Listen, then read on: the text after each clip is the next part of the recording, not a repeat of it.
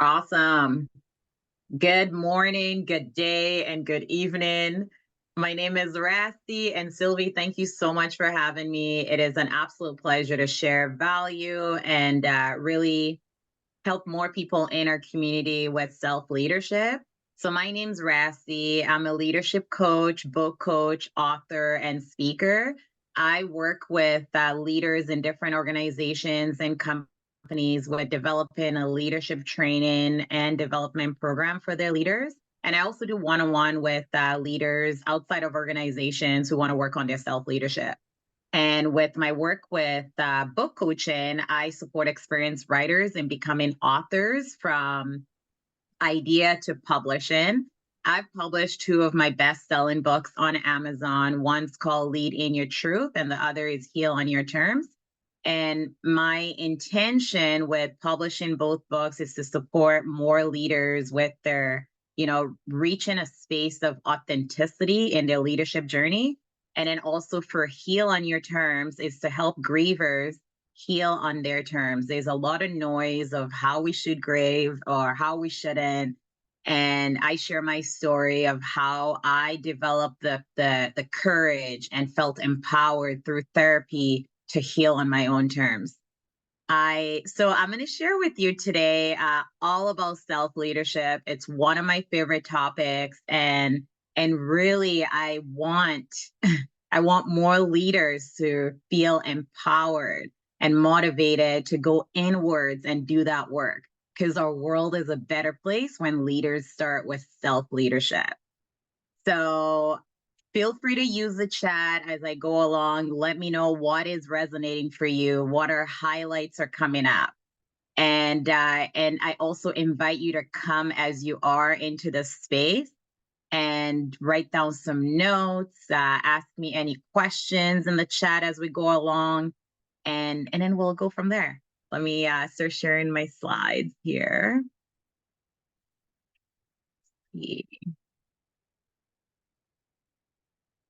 If I can get a thumbs up or a yes, oh, awesome. You can see my slides. Perfect. Okay. So another thing, I have my notes on the right-hand side, on my right, on the side. So if you see me look away on my notes, just know that I'm still with you. I'm just a guide for me to hit every single point of my presentation and not miss any value for you today. So why start with self-leadership? Self-leadership provides a foundation for more empowerment and motivation to build and make the best choices. I believe, and I know this through the work that I do in leadership, that it is highly unlikely that any leader is able to be and stay effective in leading others if they're not working on their self-leadership. It is a foundation that translates into how we show up in our work, in our leadership journey. And so everything that I'm going to share with you today is to help you get to the best version of yourself. The best version of yourself is on the other side of your challenges. So think of challenges that you're going through right now, or challenges that you've already gone through in the past. And that your best version of you is on the other side. Think of things that you wish for, that you hope for. The best version of you is on that side because you're yearning for it. You're wanting it. And so in my various leadership roles, I worked at McDonald's, Starbucks, Vancouver International Airport, Reitman's, ISS of BC. So I've done for-profit, nonprofit, all in leadership, various roles. And one thing that I identify, and it's really, Oyupa mentioned this, right? Like with passion. It really feeds my passion. I've observed and recognized that there's an opportunity gap in how leaders show up, depending on who's watching, what environment we're in, or what's happening inwards for us before we show up in our work. We show up as different people. So as I'm observing that, I'm seeing this common theme in every organization I work at, every company I worked at. And it light up this passion. It's like, I want to do something about it. But first, before I do anything about it or guide anyone through, I needed to look in the mirror first, right? What am I doing? How am I showing up when specific different people are around? How am I showing up depending on the environment that I'm in? How am I showing up depending on what's happening internally for me or what's happening at home before I show up to work?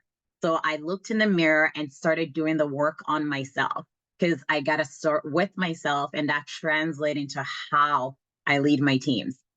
So in 2022, I usually do like so I'm all the way out in Vancouver, British Columbia in Canada. I'm originally from Sierra Leone, West Africa. My ancestors migrated from Guinea in West Africa to Sierra Leone. And so monthly, I usually have a Zoom call with my nephew in Sierra Leone. And in this call, when he was on the call, I could see there's something happening, but I didn't know what it was. And I didn't want to come out bluntly say something looks wrong, right? So I asked him, I'm like, there's something different about you today. What's going on? And he completely sighs, and I'm like, okay, this is going to be interesting. And he's like, actually, I want to tell you something. And as he's sharing, he's like, whenever I'm in so he was in a new class, a new class. I think I can't remember what class he was at that time. And he's 8 years old at this time when he's sharing this story. He's like, when I'm in class, the kids would not listen to the teacher, and my teacher would start yelling. And when my teacher starts to yell and the other kids are making noise, I get overwhelmed. It's my 8-year-old nephew using the word overwhelm. And as he's sharing, I can feel a bit like him shifting, right? To that comfort, from discomfort to comfort. And he says to me, he's like, I'm really overwhelmed. I don't know what to do. And then I asked him this specific question, and the coach in me comes through, right? And I said to him, I was like, what do you do at home when you feel overwhelmed? And he's like, I meditate, because he usually meditates with my brother, his dad. So I was like, okay, can I make a suggestion? He's like, yeah, sure. And I was like, okay, what if you try to meditate with your eyes open, and and just focus on your breathing when your teacher starts to yell and the other kids are making noise in the room? And he sits with it probably for like 15 seconds. And I'm getting a little uncomfortable. I'm like, okay, what's going on? Is he going to do it? Is he not going to do it? And he said to me, that's a really great idea. I'm going to try that. So this story I share with you, it is very intentional. I want you to keep this in mind as I go through all the different key elements that I'm going to cover with you, and really reflect on what are key elements that my nephew is showing at 8 years old. And the reason why I share with you that story, and it's just a reminder that it's never too late. If my 8-year-old nephew is inspiring me, I am even more motivated to go inwards and do that work. I'm just going to check here. I can't see the chat, but I'm seeing here where to ask the question. Awesome. Thank you, Oipa. Okay, all right. So I'm going to cover key elements that you can build on to be the best version of yourself each day, each moment, with love and compassion for yourself. I want you to remember love and compassion, because all these key elements I'm going to share with you, it's going to allow you to pause, and you're going to reflect, and then you're going to think of, what am I going to take action? But I really call you to do it with love and compassion for yourself. Everything I'm sharing with you that you're going to reflect on, you didn't know until you're reflecting. And now you know, so you can do better from here. Know that you have everything within you, and all you need is the information and knowing these key elements so that you can take action with your next step. All right, so the first one is self-awareness. Self-awareness is your superpower. If you did not know this, or you already knew this is affirming, or this is new, embrace this. It is your superpower. What you don't know, you cannot build on. So First thing is values, right? It's if you do not know your values, and Oyupa, we have a lot of parallels like in what you shared, and I absolutely love that, and bring more emphasis on this key components of values, right? Like you related it to principles, knowing okay, this is what my values are. How do I know, right? Like this are my values. They're what is non-negotiable, and when you think of your values, it's when people cross that line, or or you know, either when they cross the line, you feel upset, you feel angry, you feel frustrated. Those are your key values. So, for example, for me, a key value is collaboration. When I'm working in a team and someone is not collaborating or maybe competing, it gets me a bit uncomfortable. And then I got to think of, okay, how am I going to approach this crucial conversation that I need to have with this other person? So I know that collaboration is key for me, and it's something that I always communicate in projects, in teamwork, or whatever it is that I'm working on. That is key to me. For you, it might be integrity. It might be honesty, right? It might be respect for your time. There's so many different things that, so for example, if someone is showing up late to a meeting, maybe you get a bit unease about that. That's your value. So identifying what is that thing that when someone does it, it gets you annoyed and you're like, oh my gosh, how could they have done that? Those are your values. So it's important to go back, reflect, what are my key values? This is your foundation. It's going to help you stay grounded because these values don't change. They're non-negotiable. Next part is your weaknesses. You don't want to spend too much time here. And again, I'll share a bit more of why I say that.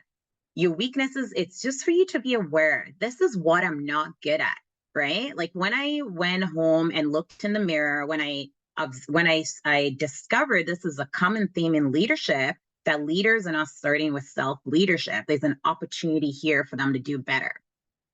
I looked in the mirror. It was one of the things I listed down is, what am I not good at? I know I'm not good at inventory. Like, God help me. When I'm doing inventory, I just dread it. I do not enjoy it because it takes me away from the front line. Anything that takes me away from the front line, because I'm like, okay, I am not good at that. Like, I want to be in the front and I want to interact with customers. I want to interact with, with my clients, with prospects, etc. So listing down your weaknesses, it's going to allow you to know, okay, who am I going to hire, right? Or who am I going to collaborate with that can complement my strength, right? And then fill in the gap for what you're not good at. And the next thing is strength, right? So this is where you want to spend most of your time, because this is what you're good at. This is what you want to enhance. This is what you want to add value to, because this is your core. This is your jam, right? For me, one of my strengths is financial management, like especially when I worked in the different organizations and different companies. It's when it comes to saving costs and, analyzing all these different things, getting my whole team involved. I was really good at that. I made McDonald's, Starbucks, Vancouver International Airport a lot of money while also controlling waste and stuff like that. So I know I'm really good at that. So I'm going to put a lot of my energy into that and bring my whole team together in working on that. So take a moment, maybe it's not right now, but after my presentation, write down all the things that you're really good at, what and how, and then also write down actions that you're going to take to enhance it, to add more value to it. And last part is emotions. This is one thing that I wasn't really good at. I was really, really good at suppressing my emotions, because the way I was taught and the way I grew up is that when you feel these emotions that are uncomfortable or you feel like you want to cry, you just got to move on, right? Like even when the Civil War happened in Sierra Leone and post-Civil War, nobody really talks about like what happened. Like it's traumatic. Like we went through a very difficult time. And as I go through my adulthood and, and as I'm moving through all these different experiences in my life, every time I go to my therapist and have a session, we always discuss in the Civil War because I haven't dealt with it. So I was really good at suppressing my emotions until I wasn't. Um, so when it comes to your emotions, something that will help you raise your awareness. So whenever you feel something that's unfamiliar, it's uncertain, you haven't experienced this before, it's important to, you could stay still to feel this emotion that's happening.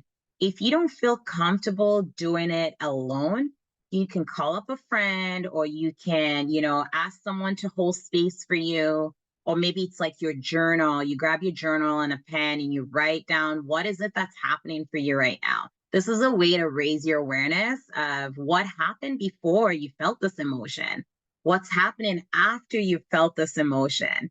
And this will empower you to raise your emotional intelligence, to get better at regulating your emotions.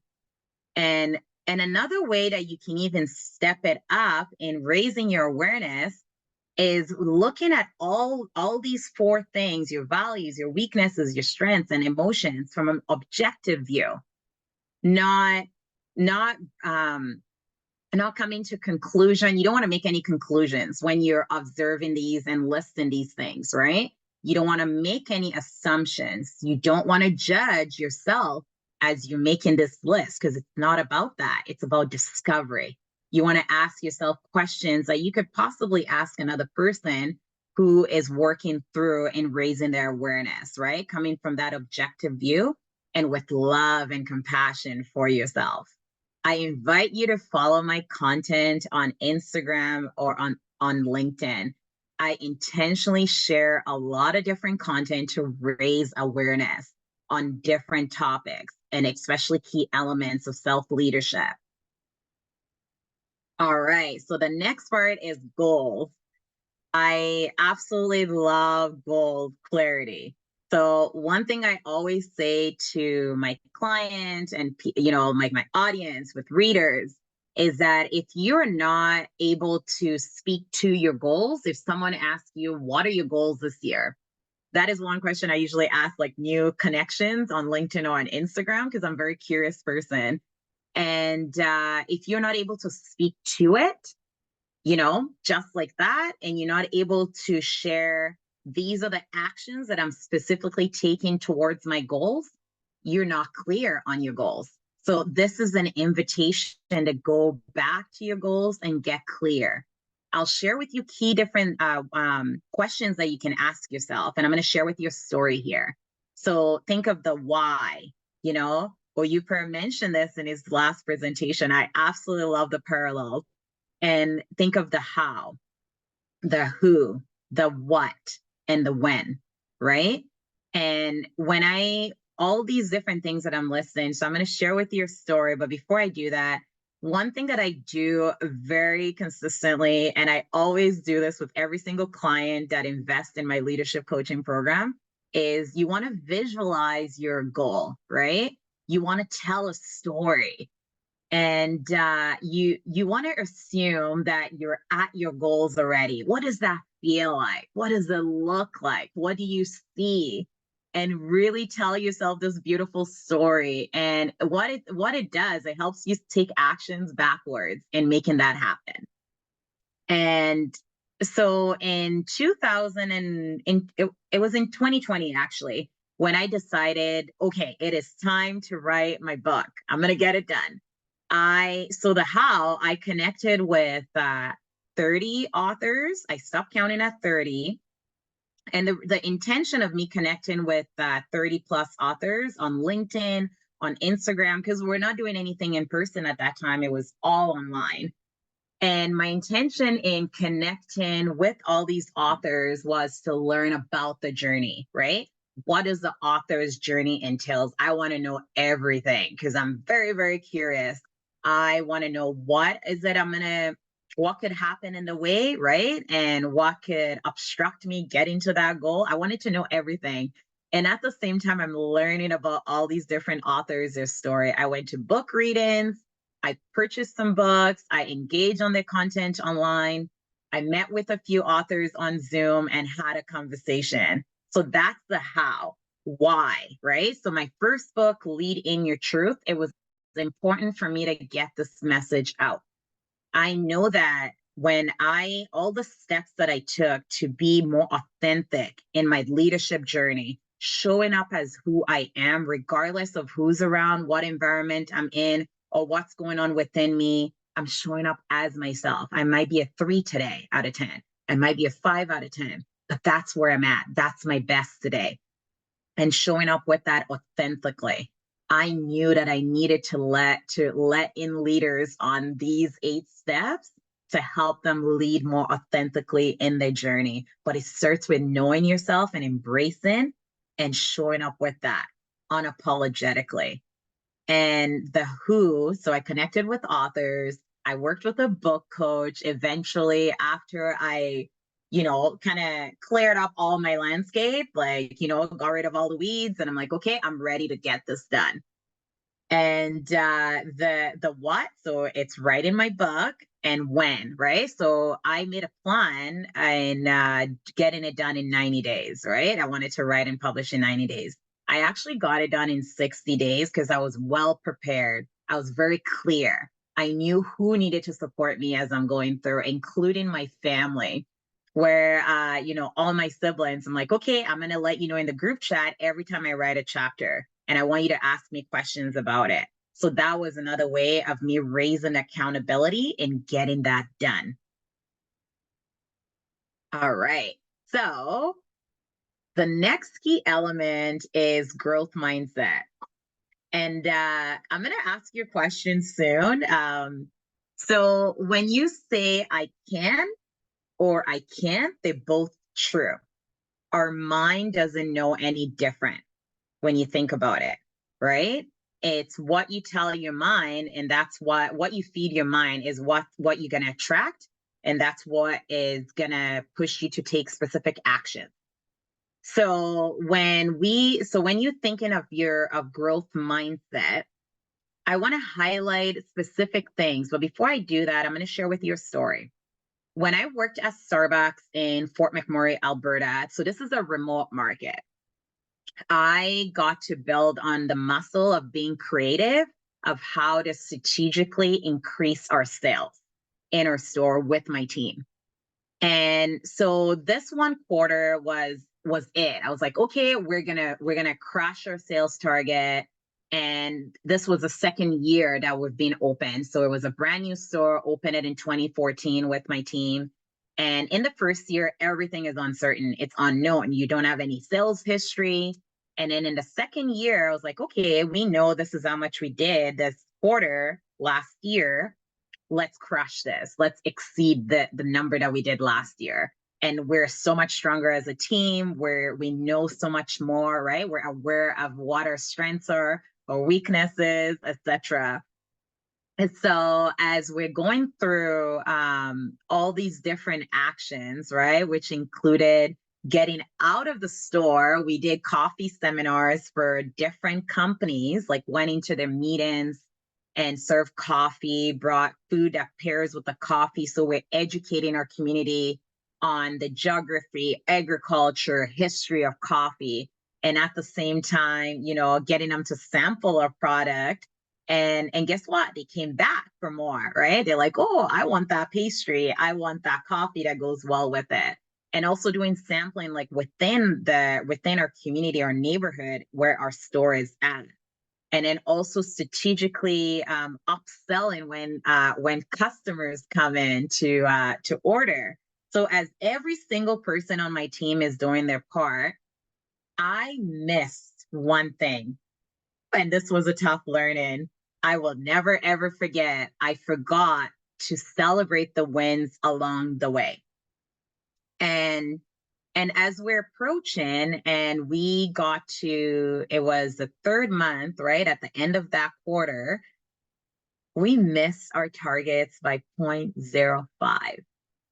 0.05. I was crushed.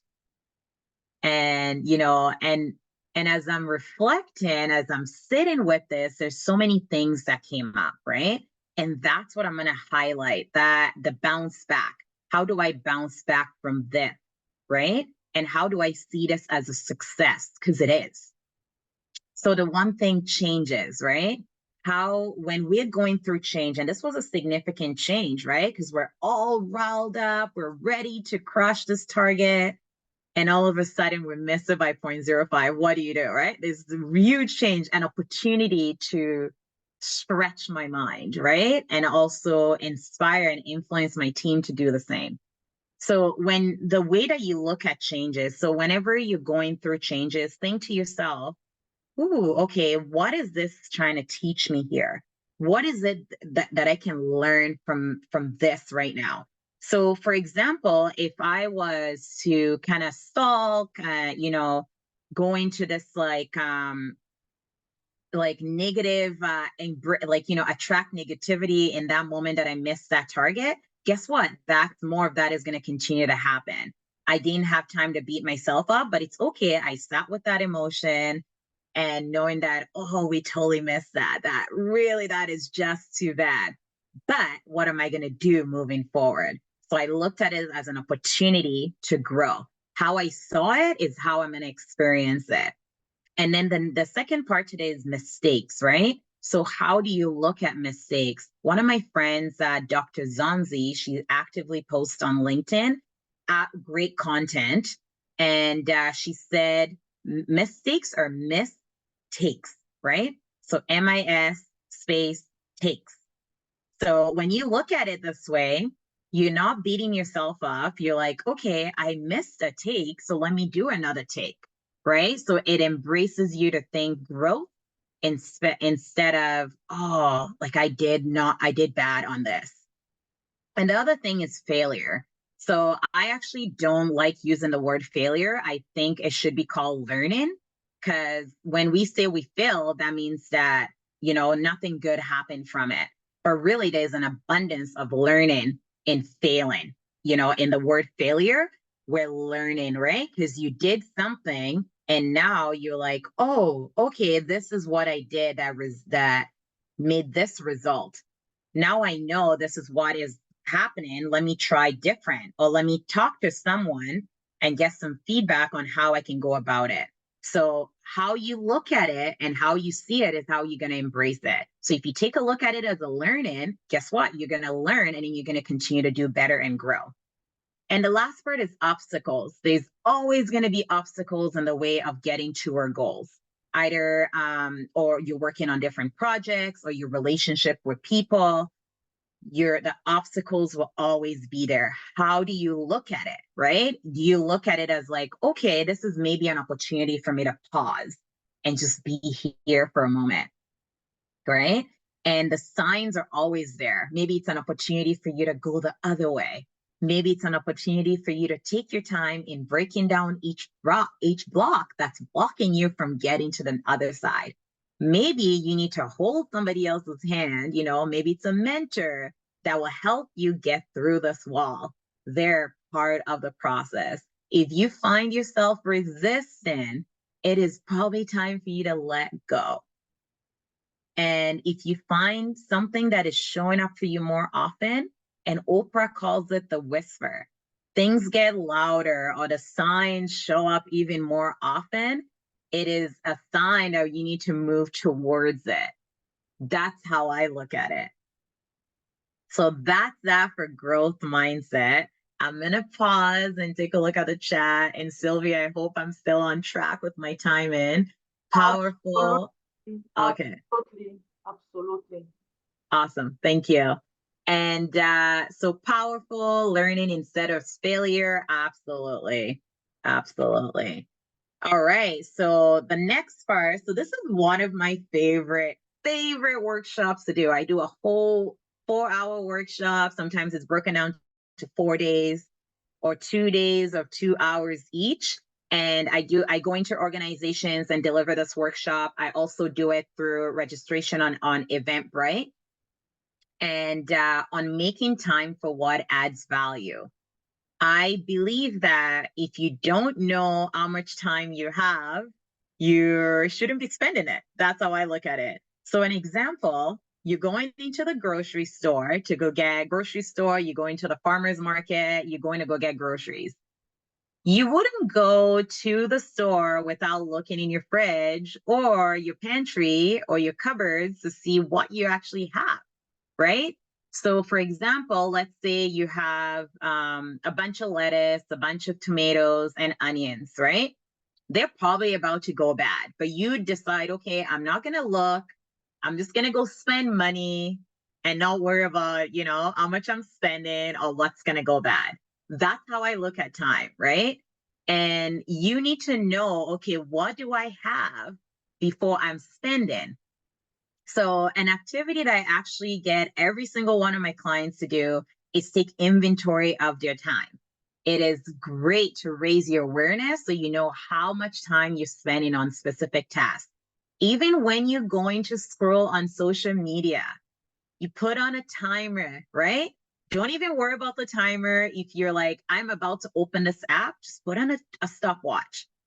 I invite you to do that. It is a great eye opener. It raises your awareness on how long you spend scrolling. It's a huge time waster. So, and another way is looking at your calendar or wherever you write down all the different activities that you're doing throughout the day. Or maybe you just have it up here of all the different things that you're doing throughout the week. Go back, write it down. Like how long are you taking, with getting to work? How long do you take to get ready in the morning? How long are you working out for? How long are you spending time coaching or training or learning, or having conversations with different people on the phone? This will help you know how much time you're spending. You need to know that so that you can do better. And with all this information, you need to prioritize. What is it that is important, right? And then go back to things that you value. So one thing could be spending time with family. That's something that you value a lot. That needs to go at the top, right? How do you make time for that? And another thing could be, spending alone time. Put that at the top of that list, prioritize that. Or maybe it's coaching, right? Or maybe it's learning new things or a new hobby. Put that at the top and make time for it through your prioritization list. And after you've completed this, you're taking action. This is happening. You don't stop there. You want to reflect on what is working and what is not working. Where do you need to adjust? Where do you need to do better? Right. And with all of this, you're going to continue to make time for what adds value. It is a continuous process. I can tell you that I take inventory every single week, especially when I'm going through a significant change. If I've implemented a new program in my coaching business, or I'm doing this many speaking gigs, I need to take inventory to know what is happening so I can continue to add value. So I have a question for you. Which key element is resonating for you so far? You can put it in the chat. You can turn on your mic and speak. You can write it down on your piece of paper. Anything that resonates with you, I welcome that.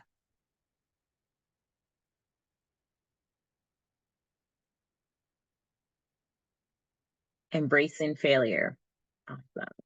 Thank you, Oyupa. Go ahead, Sylvie. I think that I will say learning instead of failure. I love that. That's resonating with both you and Oyupa. Thank you so much. Thank you for your take. Awesome. All right. And if you're too shy to speak, that is completely okay. I welcome you to write it down on your notes. And this is to highlight, okay, this is what is resonating for me. And this is what you probably need to go back and do some more work on with love and compassion for yourself. The next key element here is cultivating healthy relationships. So when I was working in a union environment, and this is after I'd work in in non-union for about 9 to 10 years, around that mark. And then I went into work in a non-union environment. Before I got there, a lot, like, my perception based on what I have observed and seen or interact with different managers, it's that it gets very challenges. There's a ton of conflict. So if you've worked in a union environment, you completely understand this. It's literally employer friction and then employees. Like, there's constant conflict that's happening all the time. And as I go into this restaurant to work, I said to myself, I need to do something different, right? I need to interact with different managers and found out what are they doing that's not working. And as a result of all of that, I remember saying to the managers, I'm going to have one-on-one with every single person on my team. I know that this has worked in a non-union environment. Let me try it out in a union environment and see how we can come together and work together. And I remember all the managers kind of like nodding their head, like, okay, good luck with that. Let's see what happens. And what I love with that, it even raises it ignites so much more passion for me to go about it, especially when someone is like, oh, I don't know if you could do that. Watch me, especially when I'm clear on what is it that I want to accomplish. And I'm not doing it alone. So I sat down with every single person on my team. And sometimes I went into my personal time, but I needed to get this done. This was important. Maybe I don't get to go for that lunch or go to that dinner or hang out with that person, but this was important. It was a priority at this time, as I shared with making time for what adds value.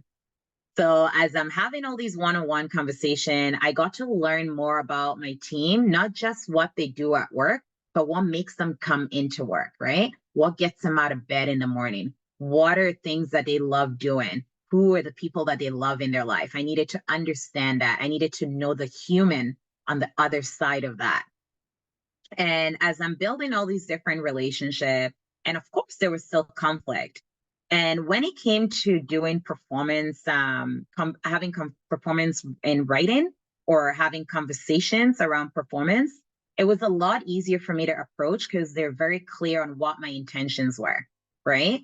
And I could tell you when I left that restaurant, the whole team did like a whole party, which I was like shocked. I'm like, because I didn't change like how I showed up as a manager, like holding people accountable and holding myself accountable. But at the same time, I was fair with like how I built relationship, how I came across, like it was the same approach for every single person. There's a standards, and then we all need to uphold those standards. So when you think of cultivating healthy relationship, I invite you to reflect on the environment that you're in. What is happening in your environment that's not feeding you cultivating these healthy relationships? And also self-talk. How do you talk to yourself? Do you talk to yourself with love, respect, and compassion? How you talk to yourself up here translating to how you're going to chat with other people in your life. You want to start with self. And this will help you cultivate a healthy relationship with yourself. And that would translate into how you do that with other people around you. And also mentors. It's important, or you mentioned this with like we're having a mentor. And if it's not someone that's within your network, you can ask someone within your network, hey, I'm looking for a mentor in this industry doing this work. Can you connect me? Do you know someone? And Sylvie or you probably use LinkedIn like very actively.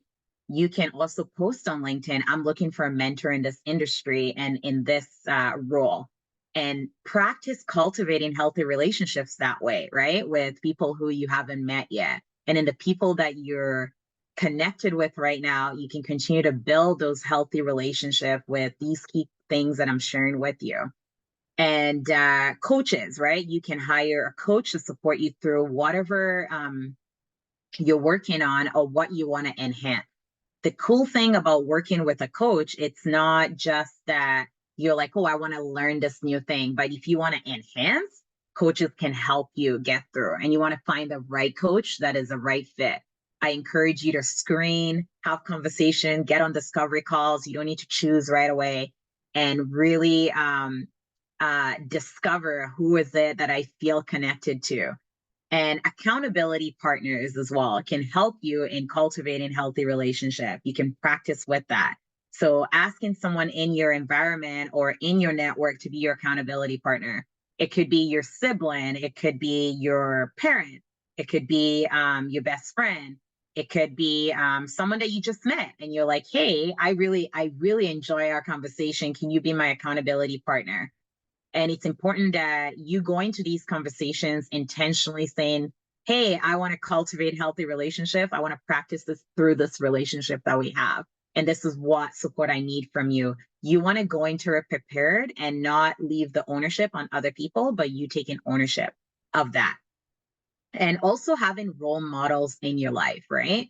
So when you look around you, like who are people that you look up to that are around you? There's a saying that we are a reflection of the five people that are closest to us, right? So if you look around you, there's a ton of negativity. There isn't any healthy relationships happening around you. This is time to pause and reflect and do better. And the next key element here is self-care. This is something that I hold closest to my heart. I have been blessed with an opportunity to take self-care on a whole other level and learn. And it's a common theme in both of my books. I think it will continue to be a common theme in all the books that I do write and publish. And when I worked at Vancouver International Airport, I had a specific day where I went into work, and my role as an operations manager, there's 6 different locations at the airport, is I go into each location and follow up on operations, like what's going well and what's not working, interacting with the team, holding them accountable, supporting them with what they need. And really just being, being that guide and support along the way and holding people accountable.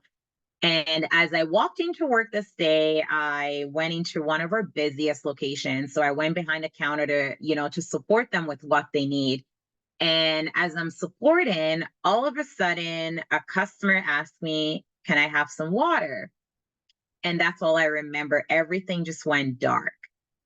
And before this happened, there was a lot going on in my life. I was working on, starting my first business idea that I learned a lot from that didn't go through as planned.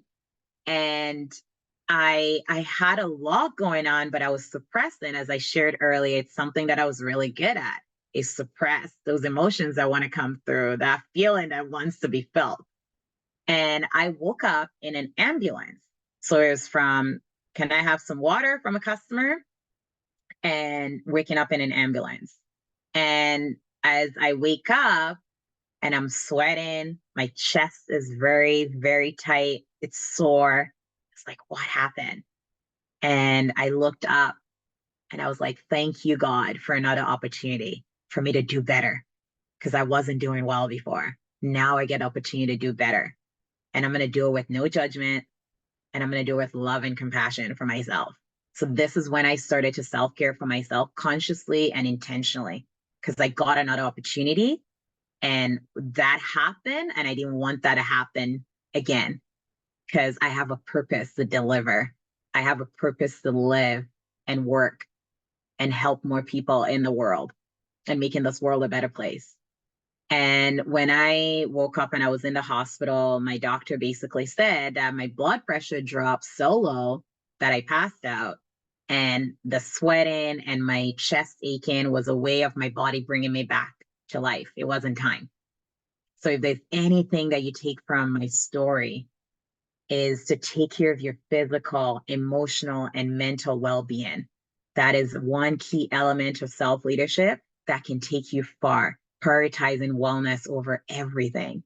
Without a healthy body, mind, and soul, it is really hard for us to do the work that we want to do. And as I think of self-care as well, it's when we're sick, we go to the doctor and take care of our physical, right? Some people work out at the gym or do yoga or go for walks. It is the same thing with like our mind, right? And it's taking care of that. I talked about growth mindset, how you can develop that, how you see things is how you're going to experience it. Same thing with self-care. It is important to take care of your body, your mind, and your soul on a regular basis, not just when you crash. All right, so this is the last key element, and then I'm going to open it up for some questions. Be accountable and take action. So it is super important that you own your choices. When you find yourself in a situation where you're blaming others or you're pointing fingers, and this is just a call to action for you to bring it back to yourself, right? Own your choices. I think every situation that we're in, any environment that we're in, we are making a choice. There's always a choice for us to go on the other side or stay with that choice. So the choices that you make, own up to it. And this will help you build to get into the best version of you, because you're always bringing it back to yourself. What is it here that I can learn? What is this here teaching me? What is the opportunity here for me to do better? And think of also the decisions that you make, right? How calculated is that? You make a decision, things didn't go the way that you wanted to go, learn from it, and then do better. Aim for excellence. Perfection is a delusion. It takes us farther away from what we actually need to do. So aim for excellence. How can you do the work that you do? How can you show up with the best of intentions and do it delivering excellence? Think of also what could get in the way for you as you're moving through different changes, different things in your life on your day to day, right? This is one question I always ask in a discovery call with every single person, a leader or experienced writer who wants to work with me. I need to know what could get in the way. We need to unpack that. So ask yourself this when you're doing your goals clarity. What can get in the way of you getting to your goals? What could get in the way of you owning your choices, making decisions, aiming for excellence? All right. So one question, and then I'm gonna wrap it up. Uh, Tell me, which key element will you build on first? So I shared self-awareness, cultivating healthy relationships, self-care, goals clarity.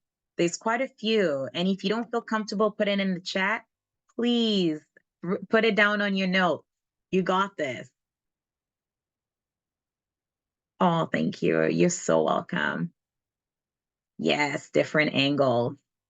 Be accountable and take action. Yes, yes. Cultivating healthy relationships. Yes. Love it. Love it. Cultivating healthy relationships takes it. That's awesome. Okay, I'm just going to move on to the next slide here. So this brings us to the end. I invite you to connect with me. My books are available on Amazon, Audible, and iTunes. And you can even sign up for my newsletter, Ask Rasie.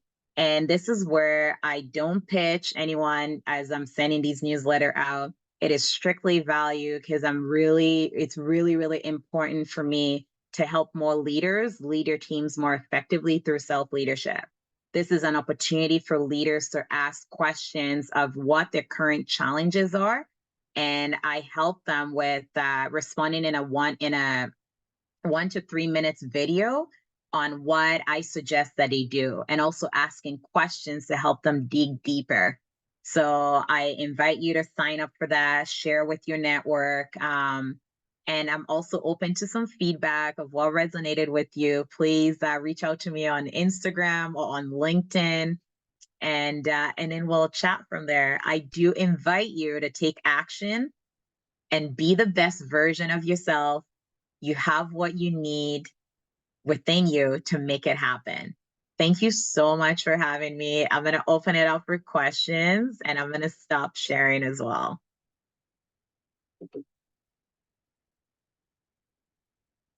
Thank you. That was Thank you. Thank you.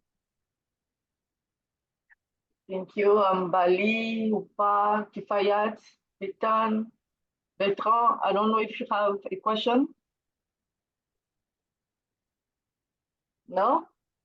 Anyway, you know Rasie, actually. You know her. Okay, thank you, Kifayat. You know her, you can connect with her online. You can even go to our community website and click the link that is just in front of before the session 7, I think so, yeah, session 7. Click that and you will be directly on her page on LinkedIn, and then you connect with her. Perfect. Thank you. Awesome. Thank you. I'll chat with you soon. Yeah, Thank you so much, Sylvie. you're welcome. So I will tell from my side, I get to self-care and cultivating healthy relationship. Mm. And I'm going to work on that and probably reach out. I'll be here. I'll be here. Thank you for sharing that. Appreciate it. You are welcome. So that will be the end for GABAC 2024. This is the first edition. And the idea was to bring awareness about business analysis in Africa, most importantly in West Africa, where we speak French, but I cannot be like talking about French and not be inclusive. So yes, it is whole Africa. So we are talking about Africa as one. And I hope by the grace of God that next year we will be able to see each other again. And why not bring older people on the board in order to talk again about business analysis and talk about leadership, because we cannot talk about analysis without leadership. We cannot talk about project management without leadership and analysis, and etc. So thank you, everyone. Thank you for your time. Thank you for showing up. It means a lot to me, and also a lot to the team that work with me. They are not here today, but they really work hard to be to help me make this being I will say yeah, they really help me from A to Z in order for me to really bring this to life. So thank you so much. And last word for Rasie, because you are the last on the on the line. Start with self, and all things are possible. When unsure, go back and start with self. Thank you, Sylvie. Thank you so much. See you next time.